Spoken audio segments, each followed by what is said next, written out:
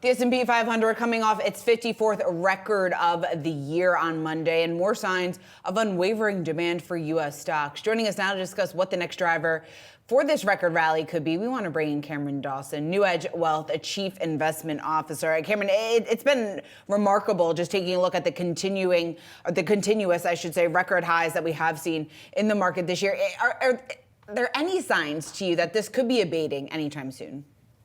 Well, at least not through the end of the year. We know that seasonality is typically a strong tailwind. In December, you get that positioning chase, you get performance chasing, and you also get that notion of wanting to defer taking capital gains, which in a year like this, when markets are up so very much, it just suggests that people will want to shy away from selling.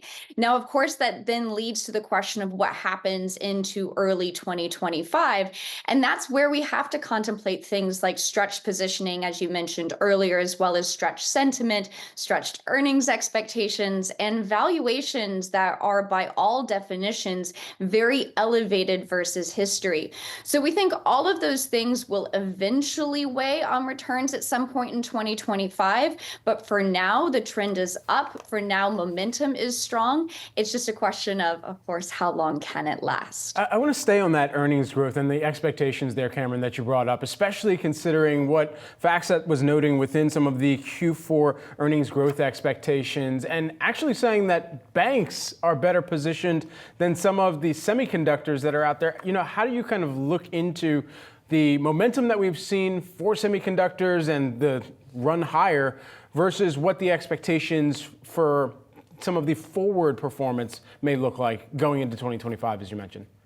Well, I think that's a really interesting question when we think about the prospect of this broadening out trade. Of course, we had the very narrow leadership from an earnings perspective all through the first 3 quarters of the year. But that fourth quarter, this quarter that we're in right now, is really where the rubber will meet the road as to whether or not we will see other things lead the market. So as you mentioned, banks, industrials, healthcare, all areas that are expected to see a recovery into the fourth quarter and into 2025. So if you look at third quarter earnings, the 493, the non-Mag 7 names, only generated about 0.1% earnings growth. That's expected to go to 12% this quarter in the fourth quarter. So that's a big test once we get into reporting season in January. Cameron, when it comes to some of the leadership that we have seen, I guess the big question for many investors coming out of this holiday shopping season is the strong consumer. I'm curious what that tells you. Does this tell us anything about current market sentiment and maybe how that's going to carry over into 2025? I think the strong consumer is confirming this idea of a risk on market. And one of our favorite indicators is equal weight consumer discretionary stocks versus consumer staple stocks. This ratio has a good predictive power of where the consumer is heading. So it actually tends to lead turns in household consumption forecasts. And so what you saw back in a year like 2022, people were cutting their forecasts. Discretionary was underperforming staples. But ever since the beginning of 2023, we've seen consumption forecasts go up, discretionary outperform staples, and that ratio is really showing no signs of rolling over. So if we start to see discretionary underperforming staples, that would really cause us to raise our eyebrows, question the consumer. But for now, we're not seeing that trend change, which just suggests that the equity market believes that this consumer remains resilient. To what extent is the 50-plus all-time highs that we've seen on the S&P 500 this year, and now kind of looking out into next year, how much of this market activity is really baking in just a continued policy pathway forward, the Fed remaining undeterred in 4 potential rate cuts? It seems like most economists are in the camp of 1 every quarter. Yeah, what that distills down to is just how much of the upside we have seen this year has been driven by multiple expansion and why we find ourselves at 22.5 times forward. And part of that comes from this expectation that the Fed is going to be our friend, even if we don't see distinct economic weakness. Now, we've been of the camp that in order to see the Fed continue this path of rate cuts, so cut again in 2025 after December, that you have to see a good reason for them to do so, meaning you might actually have to see economic weakness simply because if you look at where financial conditions are today, they remain extraordinarily easy. That Chicago Fed Financial Conditions Index is now back to its 2021 levels before the Fed started hiking rates, which just suggests that there is a risk if the Fed goes on this path of continuing rate cuts, they could stoke a fire of a financial bubble, which is certainly something we saw back in the late 90s when the Fed cut then. So it's a risk to the upside for markets, but also in the long run, potential dampener for return. So Cameron, then does it make sense, do you think, or does it make more sense for the Fed to pause then now?